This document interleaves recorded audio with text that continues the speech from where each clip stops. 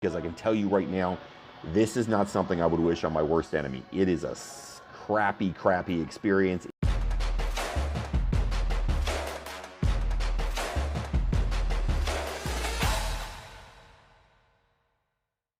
Hey there, Coach Devin here. Okay, I'm going to talk a little bit about gout. Last week I had a gout attack. First ever gout attack. Never had a gout attack before.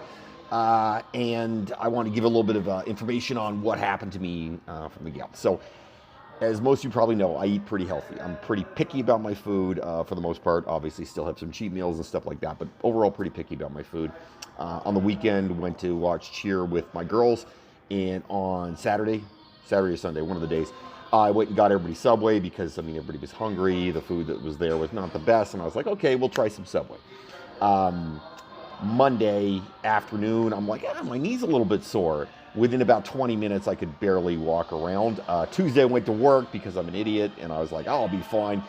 By the end of Tuesday, my knee was about that big. It did not look pretty. People had cankles. I have a knee, whatever the hell that would be, but it was huge. Really bad. Hurt like hell, and I would barely walk. I went to the hospital on Tuesday night. They said nobody's going to see you tonight. I was at emergency. They said you need to go home. Went home, came back at 7 a.m. They took me in.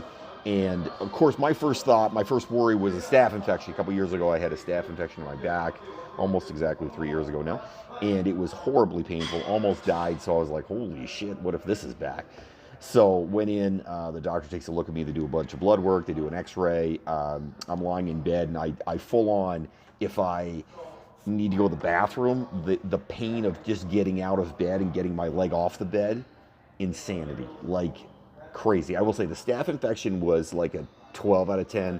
The gout was like a 9.5. It was up there. It's in the ballpark.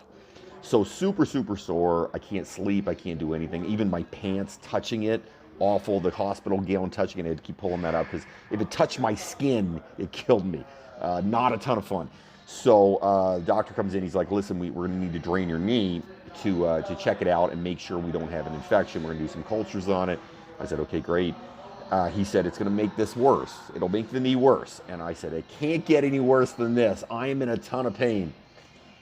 He wasn't lying. I was wrong. He was right. I got to tell you, he took a needle that was about 2 inches long, an 18-gauge needle. If you know anything about needles, 18 gauge is like a spike.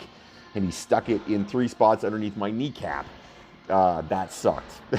It really, full on, horrible experience, and it did make my knee hurt a whole lot more than it already did, and I didn't think that was possible.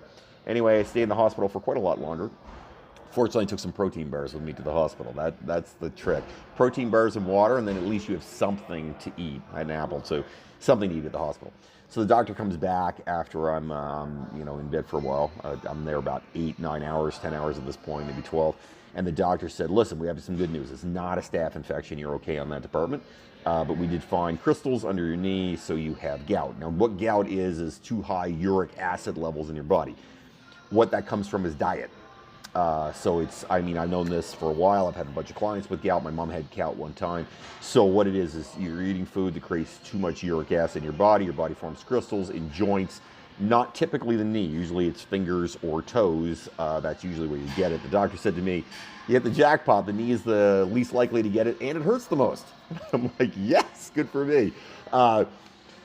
So that was the problem. So the doctor starts going through this list of food, and he's like, do you eat seafood and a lot of shellfish? And I was like, I don't like seafood, and I don't eat it at all, to be honest. I just don't like it. I wish I did, but I don't. So he's like, okay, how much liquor do you drink? I was like, I don't drink alcohol at all. He's like, okay, we've knocked that off the list. You eat organ meat, so liver, kidneys, stuff like that. I was like, no, don't like that at all. He's like, you eat a lot of red meat. I was like, I eat red meat like once a week.